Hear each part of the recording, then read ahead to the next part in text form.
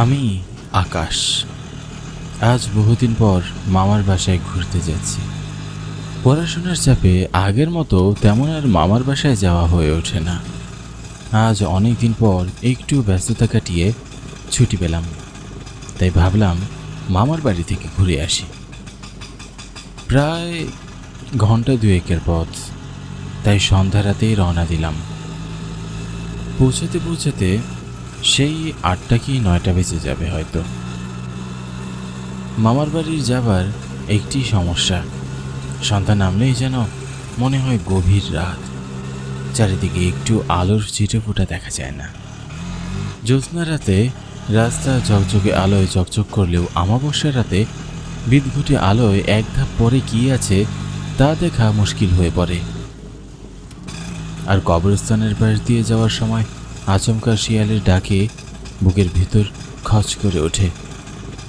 কিন্তু কথায় আছে, মামা বাড়ি ভারী মজা, তাই সব কিছু উপেক্ষা করে মামা বাড়ির দিকে যাচ্ছি। যা ভেবেছিলাম তাই, এতদিনও এই জায়গার আর কোনো পরিবর্তন হলো না। যেই জায়গার মানুষেরই পরিবর্তন হয়নি সেখানে এই জায়গার দোষ দিয়ে লাভ কি? এই জায়গাটি শহরাঞ্চল হলেও এই জায়গাটির হাবভাব মোটেও শহরের মতো নয়। শহরে যেখানে সন্ধ্যা নামলেই বৈদ্যুতিক আলোয় চারপাশ ঝকঝকে করে, সেখানে এই জায়গায় বিদঘুটে অন্ধকার ছেয়ে যায়। অনেক দিন পর আসার কারণে মামার বাড়ির পথ প্রায় ভুলেই গিয়েছি। তার মধ্যে কালো অন্ধকারের চারপাশে কিছুই দেখা যাচ্ছে না, আর চেনাও যাচ্ছে না। কোন দিকে যাব আর কোন দিকে যাব না কিছুই বুঝে উঠতে পারছিলাম না। মনে হচ্ছে পথঘাট সব হারিয়ে গুলিয়ে ফেলেছি। হাতে গোনায় কিছু কিছু জায়গায় হারিকেনের আলো দেখা গেলেও অধিকাংশ বাড়ি যেন কালো অন্ধকারে ছেয়ে আছে।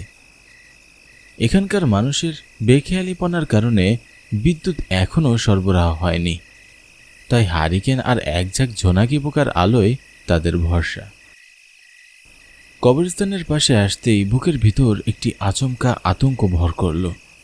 কেন জানি না, আগে আমার এমন কখনো মনে হয়নি, কিন্তু আজকে কেমন অস্থিরতা কাজ করছে। চারপাশ শুনশান একটি পরিবেশ, কোনো আওয়াজ নেই, শুধু নিস্তব্ধতা। চারদিক খা খা করে বেড়াচ্ছে, আশেপাশে একটি মানুষও নেই। এই তো পৌঁছে গিয়েছি আমার মামার বাড়িতে। যাকগে, পৌঁছে গিয়েছি, আর কোনো চিন্তা নেই।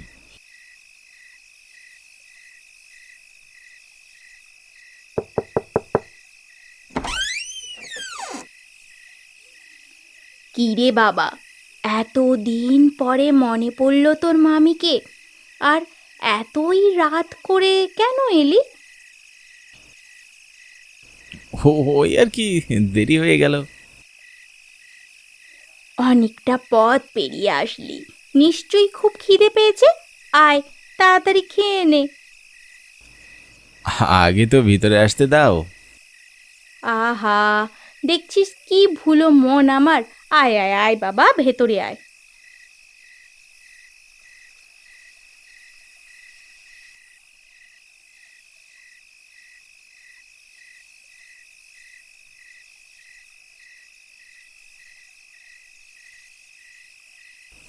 না গো মামি, আর খাবো না।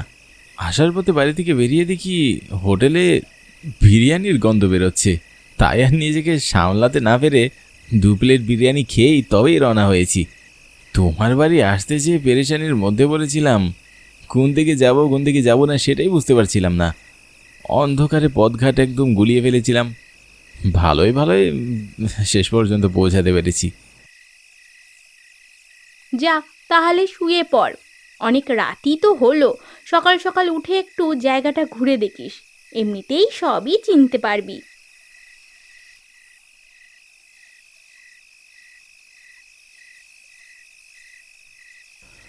মামা মামি আমাকে প্রচণ্ড ভালোবাসে। তাদের কোনো সন্তান নেই, আমাকেই তারা নিজের সন্তান মনে করে। ছোটবেলায় যত আবদার ছিল সবই যেন মামার কাছেই ছিল। বয়সের সাথে সাথে সব কিছু বদলে গিয়েছে। এখন মামার বাড়ি খুব বেশি আসা হয় না, তাই এসেছি যখন বেশ কয়েকদিন থেকেই তারপর বাড়ি ফিরব। চোখটা ঘুমে আচ্ছন্ন হয়ে আছে, আর যেন তাকিয়েই থাকতে পারছি না। ঘন্টা দুয়েকের জার্নি করেই যেন বেশ ক্লান্ত হয়ে পড়েছি। চোখ দুটো ক্লান্ত হয়ে পড়েছে, আর তাকিয়ে থাকতে পারছি না। এবার তাদের আরাম দেওয়ার পালা। বলতে বলতেই ঘুমিয়ে পড়লাম। হঠাৎ করেই কান্নার আওয়াজে ঘুমটা ভেঙে যায়। আমি তাড়াহুড়ো করে উঠে বসে পড়লাম। তারপর চারিদিকে তাকিয়ে দেখার চেষ্টা করলাম কে কাঁদছে, কিন্তু ঘরের আশেপাশে কারোরই দেখা পেলাম না।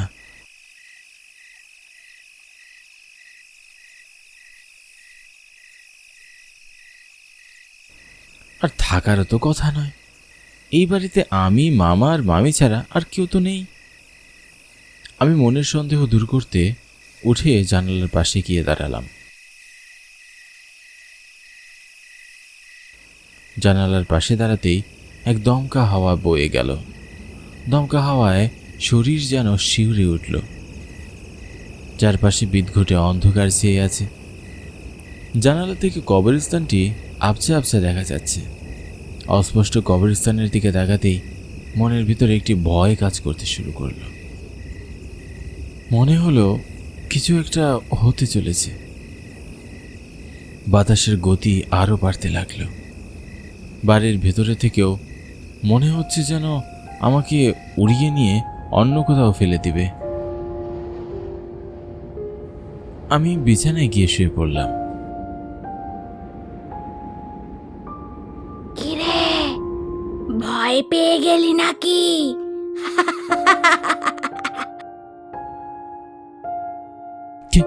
কে কে আছো এখানে? কে আছো? কি হলো? আমার কথার কোনো উত্তর দিচ্ছ না যে? কে আছো আশেপাশে?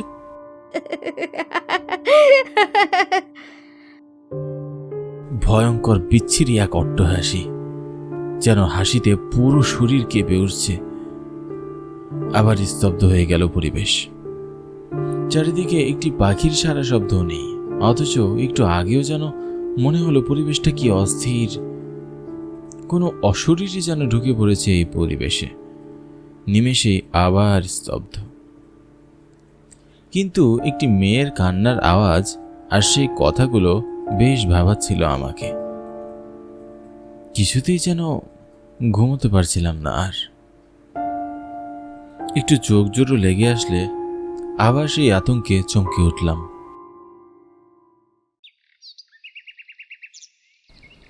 পরদিন সকাল, ঘুম থেকে উঠে বাইরে বের হয়ে গেলাম। মামা মামি কাউকেই কিছু জানালাম না। তারা অকারণে অতিরিক্ত চিন্তা করবে বলে আর কোনো কথাও বললাম না। আমি এক পা দুপা করে কবরস্থানের সামনে যেতে লাগলাম।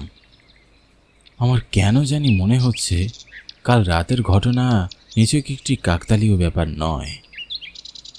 এখানে কিছু রহস্য রয়েছে, আর এই রহস্য এই কবরস্থানকে জুড়েই। তাই ঘুম থেকে উঠে প্রথমেই এই কবরস্থানের সামনে এলাম।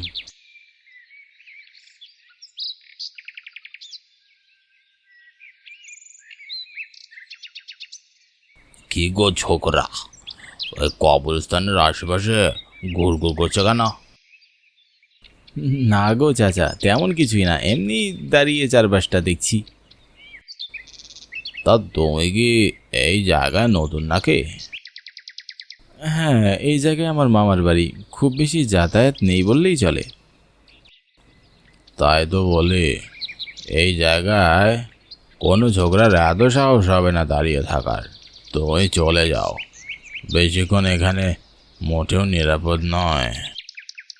কেন? এই কবরস্থানটি পড়ে থাকতো, কেউ আশেপাশে আসে না, কেউই না। কেন চাচা, এই কবরস্থান পরিত্যক্ত কেন? চলে যাচ্ছেন কেন? আমাকে বলে যান দয়া করে, কেন এই কবরস্থানটি পরিত্যক্ত? কি গো চাচা, বললেন না? আমার কথার প্রত্যুত্তরে চাচা কোনো উত্তর দিলেন না। অস্বাভাবিক আচরণ দেখিয়ে চলে গেলেন। এত দ্রুত গতিতে হাঁটলেন যে এক সেকেন্ডেই যেন তা 10 পা এগিয়ে গিয়েছেন।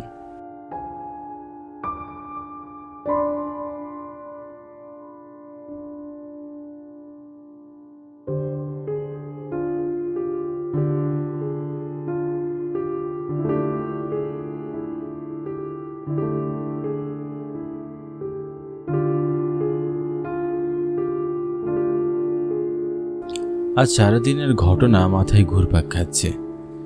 কোথায় কি হচ্ছে কিছুই বুঝতে পারছি না। শুধু মনের ভিতর আচমকা ভয় কাজ করছে, কিছুতেই ঘুম আসছে না। শুয়ে শুয়ে এপাশ ওপাশ করতে করতে কি যেন মনে হলো। আমি আবার উঠে জানালার পাশে গিয়ে দাঁড়ালাম।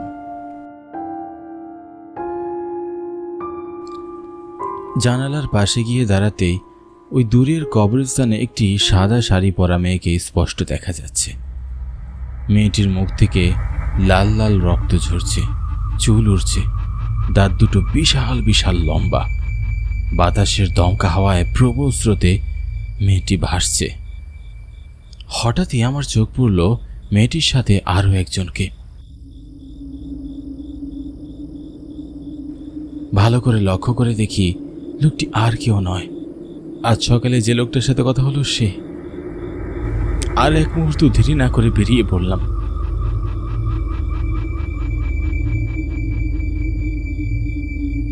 আমিও তাদের সাথে সাথে কবরস্থানের ভিতরে ঢুকে পড়লাম। কবরস্থানের ভিতরে ঢুকেই দেখি মেয়েটি তার ভয়ঙ্কর চেহারা নিয়ে তাকিয়ে আছে চাচার দিকে। আমাকে মেরো না, আমাকে দয়া করে ক্ষমা করে দাও, শেষবারের মতো ক্ষমা করে দাও, আমাকে মেরো না, দয়া করে মেরো না আমাকে। তোর মতো মানুষের এই পৃথিবীতে কোনো জায়গা নেই। তোর মতো পাপীর আর বেঁচে থাকার কোনো অধিকারও নেই, বুঝলি?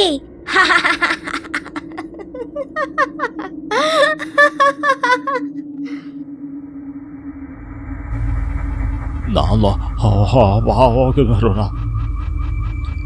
এ কথা শেষ হতে না হতে মেয়েটি রহিম চাচার মাথা থেকে শরীরটা আলাদা করে দেয়। আমি সেখানে দাঁড়িয়ে পুরো ঘটনাটি দেখে আমার নিজের চোখেই বিশ্বাস করতে পারছিলাম না। ভয়ে সেখানেই কাঁপছিলাম। ঠিক সে মুহূর্তে চোখের পলক পড়তে না পড়তেই দেখি মেয়েটি আর সেখানে নেই।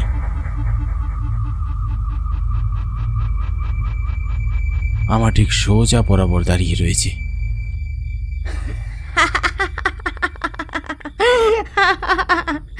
কি হে ছোকরা, কি দেখছিলি? খুব খুব ভয় পেয়ে গেলি নাকি? বলেই মেয়েটি ক্রমশ আমার দিকে আরো এগিয়ে আসছে। তার বাতাসে চুলগুলো উড়ছে। আমি আর এক মুহূর্ত দেরি না করে ছুটে পালিয়ে আসি বাড়িতে।